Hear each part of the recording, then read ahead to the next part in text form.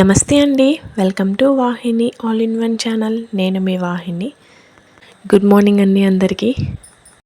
ఇంకా ఈ వీడియో వచ్చేసి వినాయక చవితి రోజుదండి. మేము వినాయకుడిని ఎలా అలంకరించుకున్నాము, పూజ ఎలా చేసుకున్నాము అనేది వీడియోలో ఉంటుందండి. చాలా న్యాచురల్గా ఉంటుందండి అంతా. ఎక్కడ స్కిప్ చేయకుండా చివరి వరకు చూసి ఒక లైక్ ఇచ్చి నా ఛానల్ని సబ్స్క్రైబ్ చేసుకొని ప్లీజ్ నాకు సపోర్ట్ చేయండి. ఇంకా రోజు మార్నింగ్ నుంచి వర్షం స్టార్ట్ అయిందండి. ముందు రోజు కూడా పడింది, కానీ నైట్ ఏం పడలేదు, బాగానే ఉంది. కానీ మార్నింగే మళ్ళీ స్టార్ట్ అయిపోయింది. ఇంకా పిల్లలు కూడా లేచి ఆడుకుంటున్నారండి. తోష్నిక చిన్న పాపను ఆడిస్తూ ఉంటే ఇలా మేము రోజు పూజ ఎలా చేసుకుంటామో అలా చేసేసుకొని అన్నీ ఇంకా కింద కూడా డెకరేషన్ కోసం ఇలా అన్నీ ప్రిపేర్ చేసి పెట్టుకున్నానండి స్వామివారి మండపానికి. ఇంకా ఇది వచ్చేసి పాలవెల్లి అండి, పాలి అని కూడా అంటారు. ఇంకా నైటే దీన్ని క్లీన్ చేసి పెట్టేసుకున్నానండి. ఇప్పుడు పసుపు రాసి గంధం బొట్లు పెట్టి తర్వాత కుంకుమ బొట్లు పెడుతున్నానండి. అయితే నేను ఇది రైట్ హ్యాండ్తోనే పెడుతున్నానండి, కాకపోతే ఫ్రంట్ కెమెరా ఆన్ చేసిన మూలని లెఫ్ట్ హ్యాండ్తో పెడుతున్నట్టు అనిపిస్తుంది. దీన్ని ఇలా కట్టేసుకుంటాము. ప్రతి సంవత్సరం వినాయక చవితికి ఇలానే పెట్టుకుంటామండి మేము. అలానే పాలవెల్లి కోసం మామిడాకులు ఇలా 2 బత్తాకాయలు, 2 ఎలక్కాయలు, మారేడికాయ అవి అన్నీ రెడీ చేసి పెట్టుకున్నానండి. ఇప్పుడు మామిడాకులు గుచ్చేసి తర్వాత దారంతో కాయలు కూడా కట్టేసుకుంటాను. ఇప్పుడు ఇవి వచ్చేసి 5 రేఖలండి, అంటే నందివర్ధన, రేఖ నందివర్ధన ఫ్లవర్స్ అండి. చెట్టు ఉందండి మాకు, బాగా విరబూసాయి. అందుకని ఇంకా నైటే కోసి కట్టేసుకున్నానండి. అయితే ఎలా పెడదామన్నది ఏమీ లేదు, డెకరేషన్లోనో లేకపోతే స్వామివారి ఫోటోలకో ఎలాగోలా అని యూజ్ చేద్దామనేసి కట్టానండి. ఇవి కూడా అంతేనండి, సన్నజాజులు మధ్యలో కనకాంబరాలు వేసి కట్టి పెట్టాను.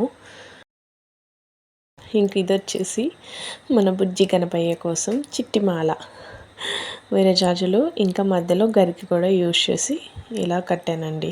నైట్ ఈ ఫ్లవర్స్ అన్నీ కట్టేసరికి లేట్ అయిందండి. ఆల్మోస్ట్ 11:30 అలా అయింది నేను పడుకునేసరికి.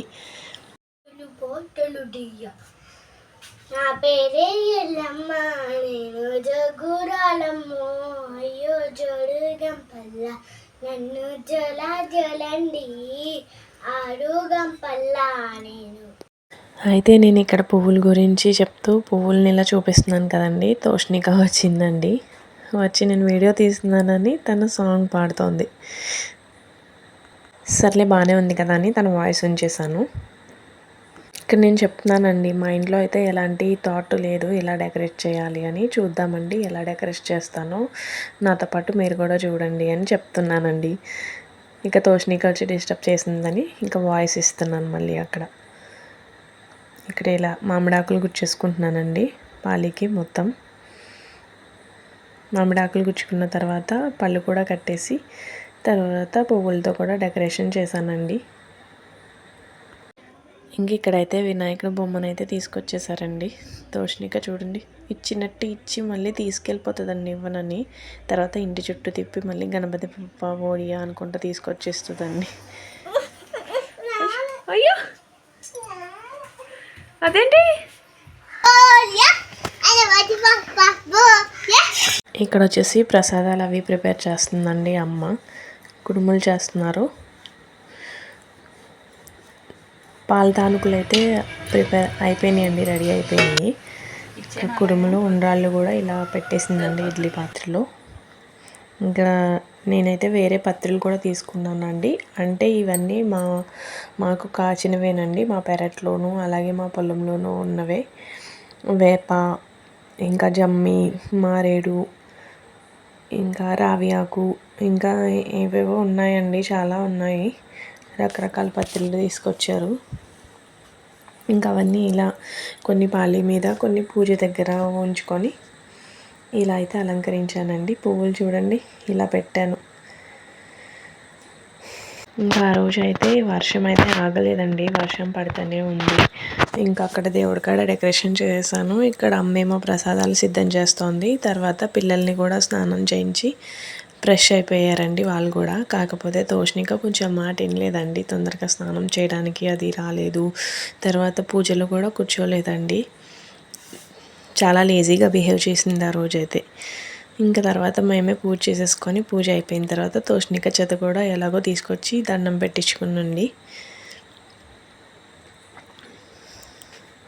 ఇంకా పసుపు కుంకుమ అవి వేసేసి దండం పెట్టేసుకుందండి తను. చిన్న పాప అయితే పడుకుందండి ఆ టైంలో. తను లేచిన తర్వాత వినాయకుడు అయితే ఉంటాడు కదండి, తన చేత కూడా పూజ దండం పెట్టించాము. కాకపోతే అది వీడియో తీయలేదండి. ఇంకెప్పుడు అలంకరణ అంతా వీడియో తీసానండి. చూడండి అంతా క్లియర్గా ఎలా ఉందో. ఫ్రూట్స్, ఫ్లవర్స్, పత్రి అన్నీ. ఇంకా నైవేద్యాలంటే మీ అందరికీ తెలిసినవే. వినాయకుడికి ప్రసాదాలంటే చాలా ఇష్టం కదండి. అందుకే అందరూ వీలైనంత ఎక్కువగా చేస్తారు. మేము కూడా మాకు సాధ్యపడినన్ని నైవేద్యాలు పెట్టుకున్నామండి. ఇంకా పూజ అయిపోయిన తర్వాత ప్రసాదాలు అవి తినేసి భోజనం కూడా చేసేసాము. తర్వాత తోషిని ఈవినింగ్ వచ్చేసి షార్ట్స్ రీల్స్ చేసిందండి. అవి అయిపోయిన తర్వాత ఇంకా బుక్స్కి ఇలా ఓం అని రాసుకొని దండం పెట్టుకుంటుందంటండి. అయితే యాక్చువల్గా ఎప్పుడు మేమే పెడతాము. అయితే ఈసారి తన చేతే పెట్టించుకోమని చెప్పానండి. ఇలా గంధం ఆరిపోయిందని కొన్ని వాటర్ వేసి కలిపి ఫస్ట్ ఒక బుక్కి నేను పెట్టి చూపించానండి ఎలా పెట్టుకోవాలో. ఇంకా అక్కడి నుంచి తనే పెట్టేసుకుందండి. అయితే తను అడుగుతుంది, అమ్మ బుక్స్కి ఎందుకు ఇలా బొట్లు పెట్టుకుంటారు అనేసి. అయితే నేను నాకు తెలిసినంతలో చెప్పానండి తనకి. అన్ని విద్యలకి దేవుడమ్మ వినాయకుడు. విద్యకి ప్రతిరూపాలు పుస్తకాలు కదమ్మా. పుస్తకాలు ఇలా పూజ దగ్గర పెట్టుకొని ఇలా బొట్టు పెట్టుకుంటే మన చదువులో ఎలాంటి ఆటంకం రాకుండా బాగా చదువుకునేలాగా స్వామి ఆశీర్వదిస్తాడు అని చెప్పానండి. అలాగే మనం చేసే ప్రతి పనిలోనూ విఘ్నాలు లేకుండా చూస్తాడు అని కూడా చెప్పానండి తనకు అర్థమయ్యే భాషలో. ఇంకా అది అయిపోయిన తర్వాత బుక్స్ అన్నిటికీ మొత్తం నీట్గా ఇలా బొట్లు పెట్టేసుకుందండి తను. ఈ వీడియో కనుక మీకు నచ్చినట్టయితే ప్లీజ్ నా ఛానల్ని సబ్స్క్రైబ్ చేసుకోండి. అలాగే మర్చిపోకుండా లైక్ కూడా చేయండి please. Thank you for watching. Bye.